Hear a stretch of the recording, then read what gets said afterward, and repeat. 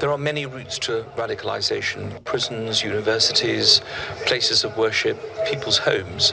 But we concluded that most of our witnesses actually talked about the internet as being one of those major causes of radicalization. And that's why we're very clear that something does need to be done by the providers on a voluntary basis, first of all, to make sure that this source of radicalization is addressed. We obviously can't expect people to look at every bit of material that is put out on the internet, because in many cases the internet is a power for good. However, all that we have seen in our report points to the fact that it is the most likely source of radicalization. A research project launched some 13 years ago in Israel reveals the use of the internet by terrorists is on the increase. That research indicates that terrorist activity in this venue is becoming increasingly aggressive. Our Israeli team visited one of the researchers and learned about some of the research findings. Cyber terrorism attacks, such as publicizing numbers of credit cards online, multiply constantly. But nowadays, it's not only hackers attacking via the internet. Terrorist organizations are now penetrating social media sites such as Facebook, YouTube, and Twitter for the purpose of recruiting people and even for planning terrorist attacks. Research launched some 13 years ago at the Haifa University in Israel began by monitoring 12 internet sites used by terrorists. Today, 7,800 such sites, whose operations are becoming increasingly aggressive, are under surveillance.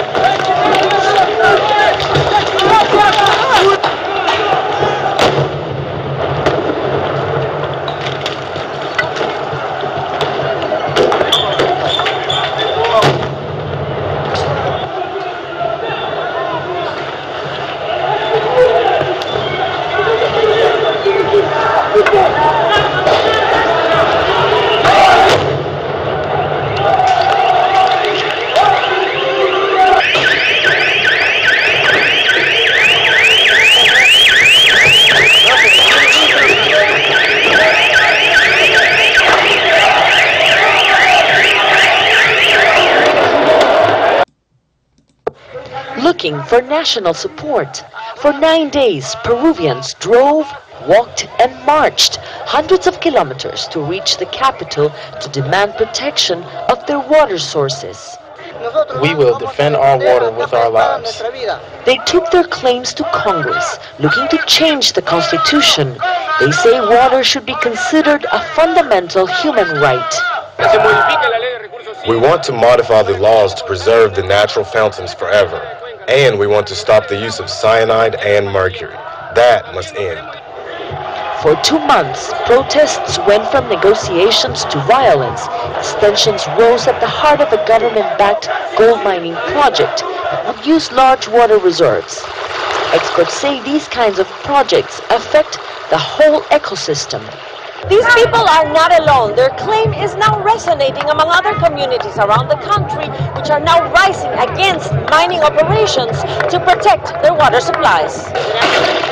Last week, 3 policemen were wounded in clashes with protesters at a mine in northern Peru. Like this, other mining conflicts have become time bombs for the government. Protesters are pressuring, or they say they will stop mining operations. But mining is at the heart of Peru's economic success. Foreign companies will invest $50 billion in this sector over the next decade. I can't believe the majority of Peruvians would be against mining, because we live on mining, whether we like it or not. Peru's government is torn between supporting these huge investments and its promises to fight for the poor. It has offered protesters to improve roads, bridges, and schools in their region. Those who oppose this mine say they will not be fooled.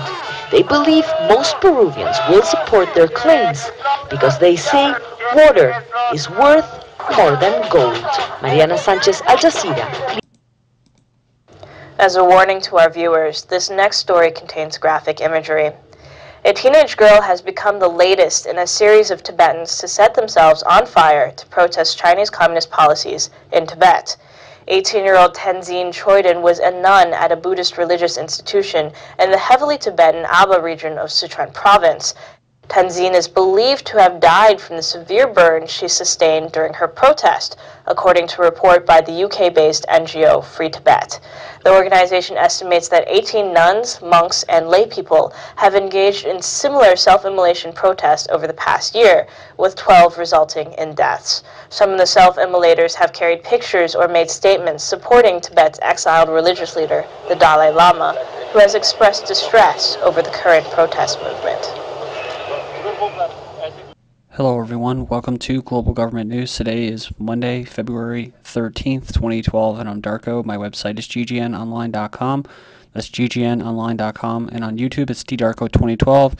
Also, just starting up a new channel, ddarko2013, so please go and subscribe to that new channel, otherwise you probably won't receive updates anymore. So you might want to do that, because I'm going to stop posting to ddarko2012 probably in the next month or two.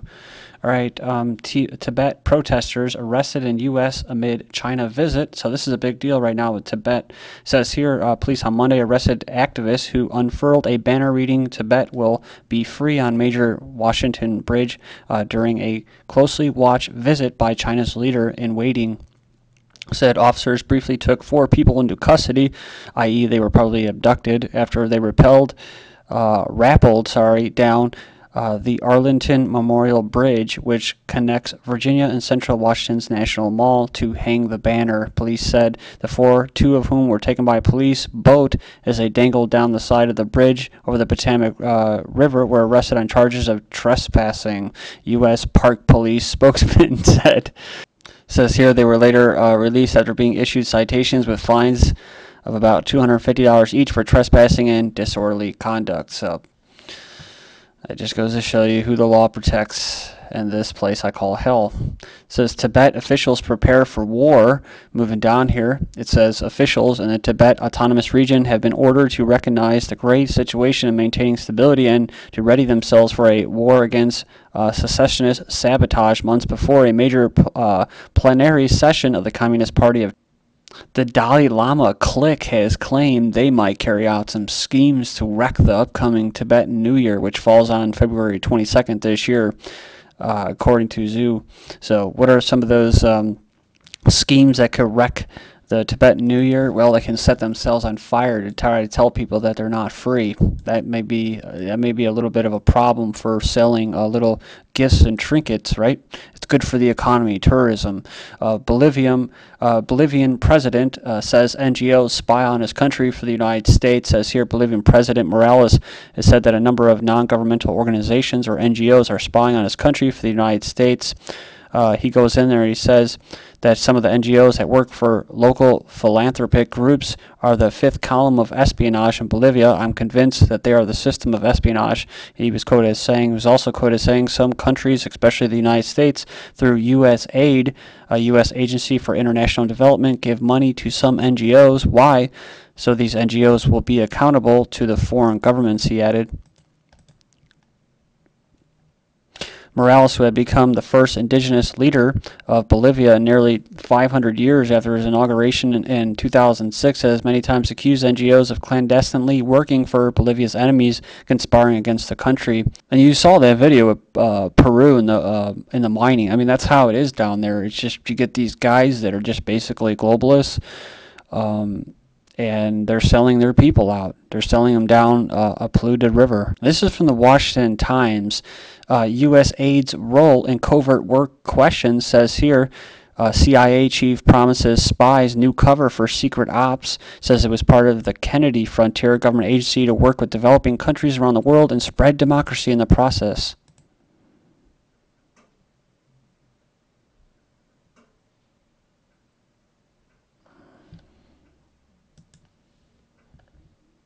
And then we have this. This is from the 31st. I've been wanting to include this in these news videos. Haiti won't try baby doc for rights abuses, says the Haitian judge has recommended that former dictator Duvalier face baby doc face trial for corruption, but not for human rights violation. Besides embezzling between $300 and $800 million of assets during his presidency, he angered human rights activists who were basically victims of repression. He said he was also responsible for the murders, disappearances, and torture of thousands of people during his rule. But people like this, Jean-Bertrand Aristide, gets exiled.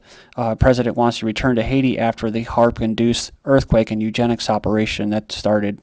And of course, they had a nice sham election there in Haiti as well recently, and got a nice pro-military, pro-police state puppet in there. Greek officials resign over austerity cuts. At least 6 members of the Greek parliament and 3 deputy ministers have announced their resignations as the country's lawmakers debate tough austerity measures, and this is from February 11th. Then we have this. Greek lawmakers approve austerity bill as Athens burns. We saw the video in the beginning there with the Molotov cocktails. In Sacramento, budget cuts leave homeless without bathrooms, water overnight. So basically, after cutting public workers, closing public facilities, now they're contemplating a plan to liquidate public assets to hold on to its NBA team. Kind of like Indiana, where they actually raised the alcohol and tobacco tax to fund the Indianapolis Colts Dome. That's right.